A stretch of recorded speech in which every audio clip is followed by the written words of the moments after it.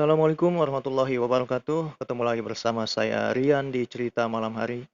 Terima kasih buat kalian yang sudah klik video ini dan buat yang baru bergabung jangan lupa klik tombol subscribe-nya dan juga jangan lupa nyalakan tombol notifikasinya agar kalian tidak ketinggalan cerita-cerita dari Cerita Malam Hari.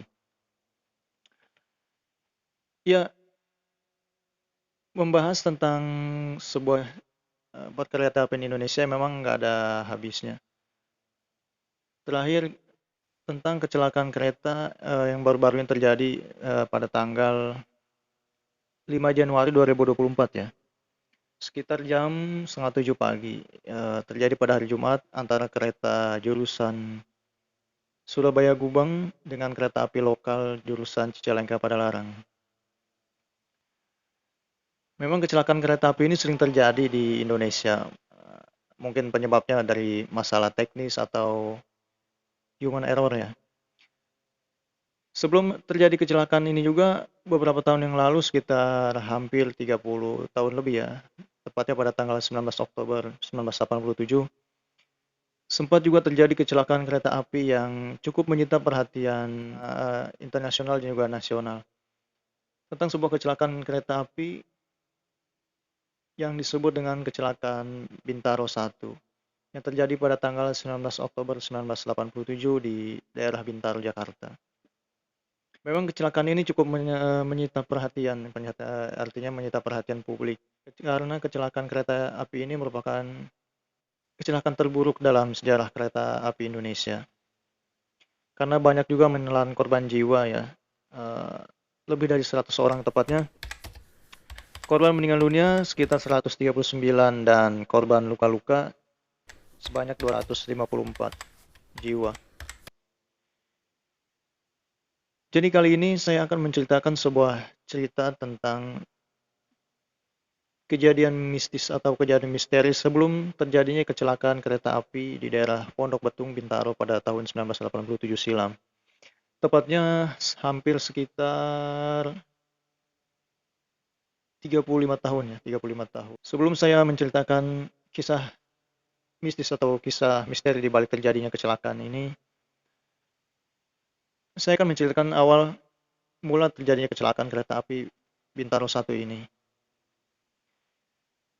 Jadi kecelakaan kereta api ini merupakan kecelakaan yang terjadi di daerah Pondok Betung, Bintaro, Jakarta Selatan. Tepatnya nggak jauh dari sebuah pekuburan ya, pekuburan Tanah Kusir, Jakarta Selatan. Jadi cerita awal mulanya ini kereta api lokal dengan nomor kereta api KA 225 jurusan Jakarta Rangkas Bitung yang bertabrakan dengan kereta api Patas Merak 220 jurusan Jakarta Merak. Karena memang pada saat itu jalur Jakarta Rangkas Bitung dan Jakarta Merak tidak seperti sekarang ya. Seperti sekarang kan sudah banyak jalur kereta api sudah banyak, sudah ada 2 jalur di setiap stasiun gitu.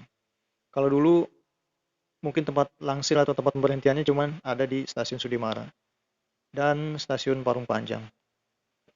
Kejadiannya adalah sekitar pukul 7 pagi waktu Indonesia Barat. Kejadian ini terjadi di Pondok Betung, tepatnya di Bintaro, tepat di lingkungan tidak jauh dari pemakaman umum Tanah Kusir. Karena memang pada saat kecelakaan ini situasi kondisi atau keadaan kereta api cukup padat.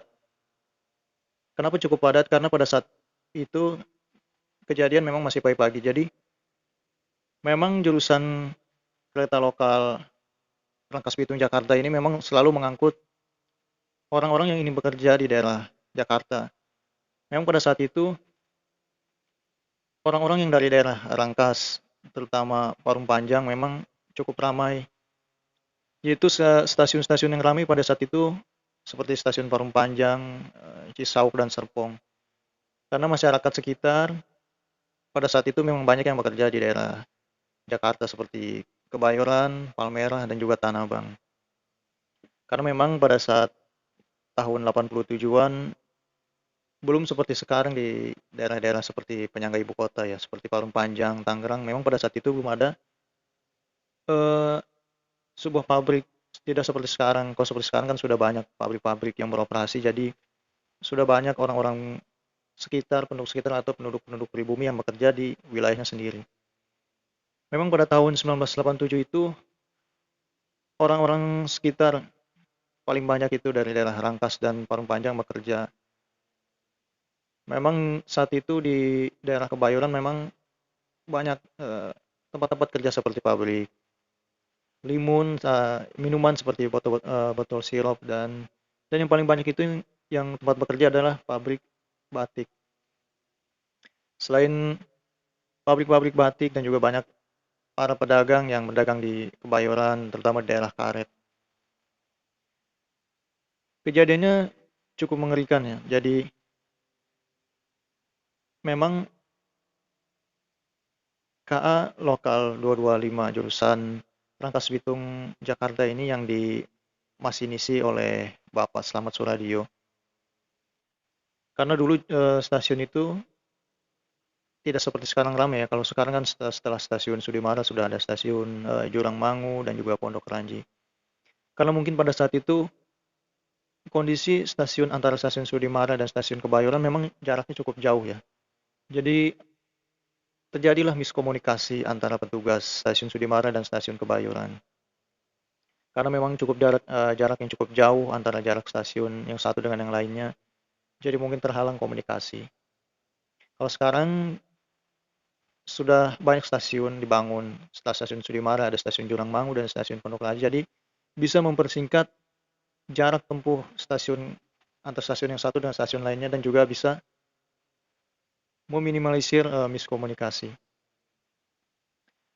Jadi kejadiannya adalah KA lokal ini jurusan Rangkas Bitung Jakarta. Memang dia sudah berhenti di stasiun Sudimara.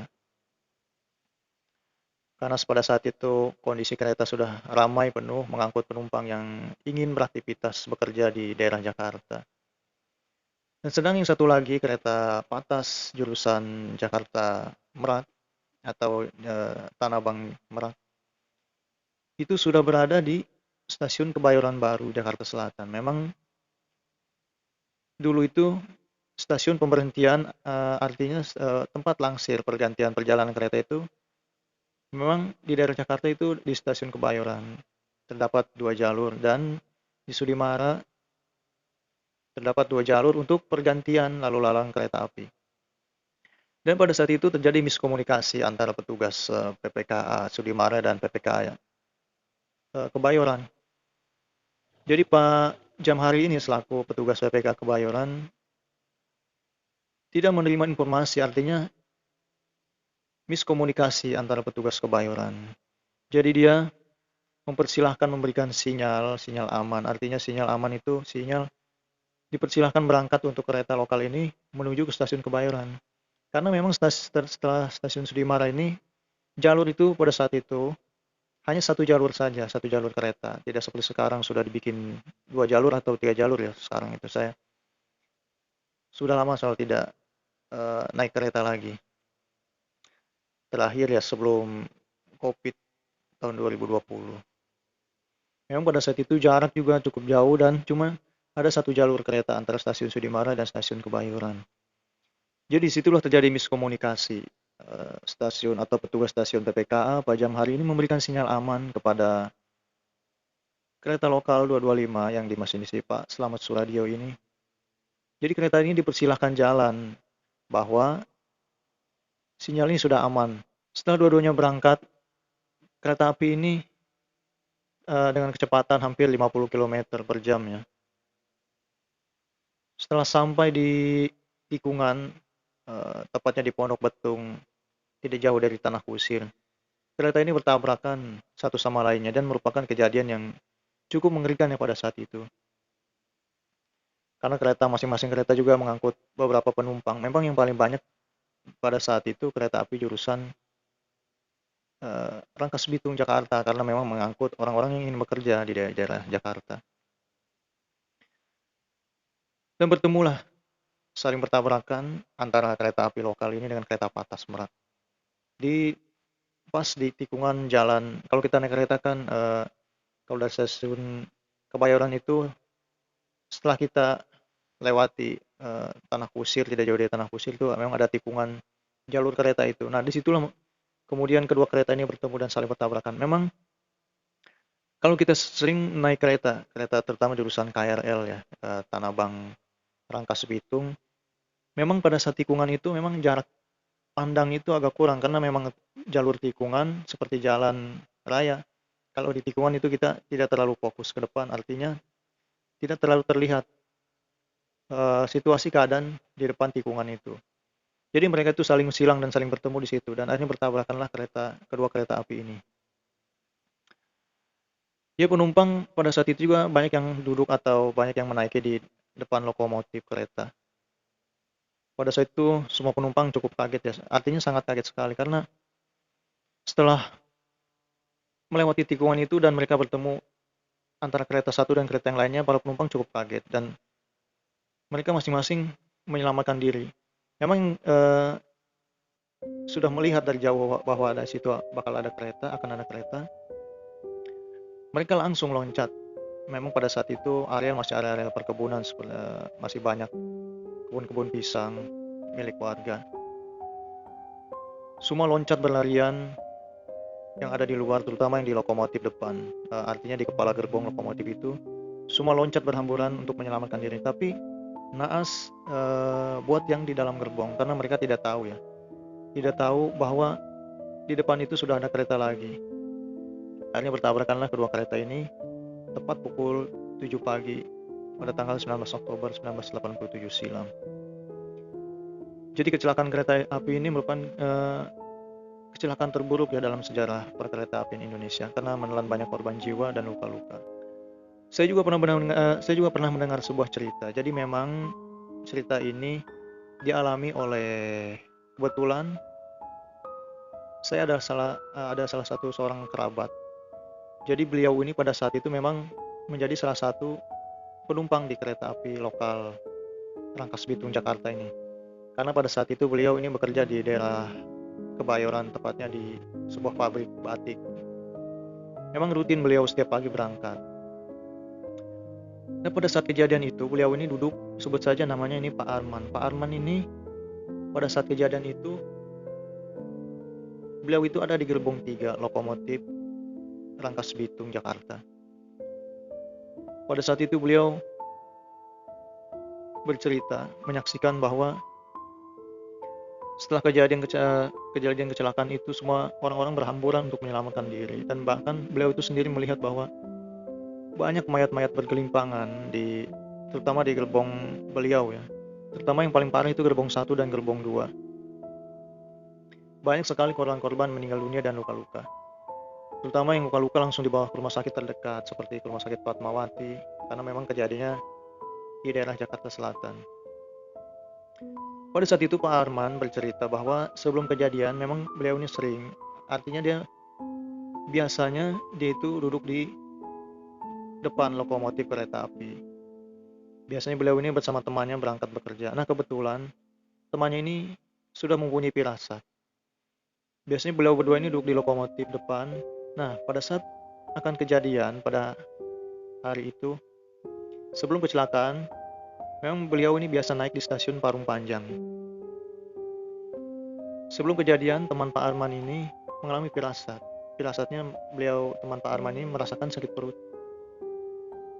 Dan akhirnya teman Pak Arman ini memutuskan pulang, tidak jadi. Karena mungkin ini suatu firasat juga ya, pertanda bahwa akan terjadi kecelakaan. Dan pada saat itu teman Pak Arman ini mengalami sakit perut. Akhirnya beliau tidak berangkat, tidak jadi kerja, dan berbicara kepada Pak Arman bahwa beliau ini mengalami sakit perut, dan akhirnya beliau tidak jadi berangkat kerja dan pulang ke rumahnya. Tapi Pak Arman ini, karena temannya biasa dia duduk di depan lokomotif berdua bersama temannya, akhirnya dia memutuskan turun dan naik di gerbong 3. Karena pada saat itu memang di gerbong 1 dan 2 sudah penuh berdesak-desakan penumpang dan tidak muat juga untuk memaksakan naik. Akhirnya Pak Arman ini naik di gerbong 3. Dan setelah kejadian itu, banyak warga-warga atau warga sekitar membantu, banyak yang menggotong mayat korban-korban, dibantu dengan pihak kepolisian dan TNI. Dan warga-warga sekitar juga sangat simpati dan sangat membantu menurut penuturan Pak Arman. Jadi setelah kejadian, warga sekitar juga bercerita bahwa memang sebelum kejadian, bahwa malamnya di sekitar tempat itu atau di tempat kecelakaan kereta itu, memang warga sekitar itu mendengar artinya bahwa malam-malam itu seperti ada pesta seperti orang hajat, seperti ada suara gamelan, gong, dan pokoknya seperti orang-orang hajat lah, seperti biasa, seperti orang pesta. Dan warga sekitar itu cukup bingung karena di mana yang ada pesta. Setelah dilihat, dicari-cari, tidak ada yang menggelar pesta di daerah situ. Karena memang kejadian ini juga tidak jauh ya dari makam umum Tanah Kusir. Jadi memang kejadian aneh ini menurut warga sekitar tidak seperti biasanya. Ramai sekali. Pada malam hari sebelum kecelakaan itu, banyak suara-suara gamelan dan gong seperti orang pesta. Dan ternyata ini merupakan pertanda atau firasat buruk bahwa besok itu akan terjadi sebuah kecelakaan kereta api. Jadi kejadian mistis ini tidak cukup hanya sampai sebelum kecelakaan ini. Jadi setelah kecelakaan ini juga banyak warga-warga sekitar itu mengalami kejadian-kejadian mistis. Seperti seperti korban-korban ini banyak yang menanyakan tentang anggota tubuhnya yang terpotong seperti tangan, kaki. Jadi menurut penuturan warga sekitar ini, kejadian hal aneh ini banyak dialami, seperti tukang-tukang warung yang ada di pinggir-pinggir jalan tuh seperti setiap malam itu banyak sekali mengalami gangguan. Artinya gangguan tentang seseorang yang sering menanyakan anggota badan tubuhnya yang hilang dan segala macam, seperti tangan, kaki, kepala yang terpotong dan putus. Banyak orang-orang, artinya makhluk-makhluk gaib ini, menanyakan hal tersebut. Memang cerita-cerita itu cukup ramai pada saat setelah kejadian itu. Memang kejadian ini cukup menelan banyak korban jiwa juga, terutama yang meninggal dan luka-luka. Dan memang kita sering mendengar ya bahwa jalur-jalur kereta api itu memang mempunyai sebuah cerita mistis. Jadi banyak hal-hal kejadian aneh di jalur-jalur kereta api, tepatnya di rel-rel kereta api itu. Banyak, seperti belum lama ini, ada sekitar hampir 10 tahun yang lalu ya, ada juga tragedi tentang kecelakaan Bintaro 2, yaitu antara kereta api KRL jurusan Serpong Jakarta ini menabrak sebuah tangki mobil Pertamina yang sedang melintas di Palang Pintu, tempatnya tepat tidak jauh dari Bintaro 1, yakni tepat di Pondok Betung, Jakarta Selatan. Jadi memang daerah-daerah rel kereta api ini cukup terkenal angker. Seperti ada bukan mitos ya, jadi seperti ada cerita-cerita tentang penghuni rel ini, seperti di persimpangan jalan, seperti penyeberangan, seperti ada setan, seperti setan budak dan segala macam, atau setan tuli. Jadi yang mentulikan, artinya setiap ada yang kereta lewat, pengendara ini tidak mendengar tentang klakson kereta. Jadi seperti ditutupi, telinga mereka ini ditutupi oleh yang disebut dengan jin budak atau setan budak ini. Seperti kejadian di Bintaro 2, kecelakaan Bintaro 2 antara KRL menabrak tangki mobil Pertamina. Memang pada saat itu menurut penuturan sopir itu, dia itu tidak mendengar suara dari KRL yang ingin melintas. Memang pada saat itu palang pintu, menurut penuturan, palang pintu di persimpangan antara jalan dan rel itu rusak. Jadi palang portal pintu itu rusak, tidak tertutup. Menurut informasi juga, supir tidak mendengar teriakan warga sekitar bahwa ada kereta ingin melintas. Jadi memang kejadian-kejadian seperti ini cukup janggal dan cukup aneh juga. Oleh sebab itu, kita sebelum berangkat ada baiknya kita membaca doa untuk meminta perlindungan kepada Tuhan Allah Subhanahu wa Ta'ala. Intinya setiap kita ingin melakukan perjalanan, jangan lupa berdoa meminta perlindungan agar kita selamat sampai tujuan. Memang sebuah kecelakaan atau musibah tidak bisa diprediksi. Seperti kecelakaan kemarin di daerah Cicalengka, Bandung itu, memang sudah banyak yang memprediksi atau meramal bahwa akan terjadi sebuah kecelakaan pada kereta api di Indonesia. Semua kembali kepada kita, tentang bagaimana kita, memang manusia Tidak selamanya sempurna, manusia itu ada kalanya lupa, ada kalanya salah, dan juga ada kesalahan teknis, yakni human error tentang sistem.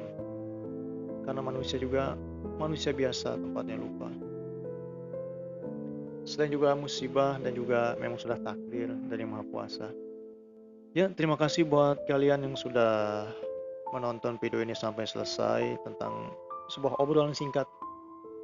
Sebuah cerita singkat dan obrolan singkat dari cerita malam hari mudah-mudahan bisa memberikan informasi dan pelajaran buat kita bahwa dimanapun kita berada harus selalu waspada dan berhati-hati. Baik kita dalam berkendara sepeda motor, mobil, dan yang lainnya, tetap kita harus waspada. Karena situasi di jalan itu berbeda, artinya berbeda banyak macam-macam jenis pengendara, ada yang ya banyaklah di jalan, namanya di jalan kan kita banyak menemui pengendara, masing-masing karakter orang itu di berkendara di jalan berbeda-beda. Ya intinya kita harus selalu waspada dan berhati-hati. Ya buat kalian yang sudah menonton video ini, terima kasih dengan obrolan dan cerita singkat ini, mudah-mudahan bisa memberikan manfaat. Saksikan terus cerita-cerita malam hari berikutnya, mudah-mudahan bisa memberikan atau obrolan cerita lagi yang lebih menarik lagi dan memberikan informasi kepada kita semua. Terima kasih buat kalian yang sudah nonton sampai selesai. Jangan lupa subscribe dan nyalakan tombol notifikasinya. Semoga kita sehat selalu. Wassalamualaikum warahmatullahi wabarakatuh.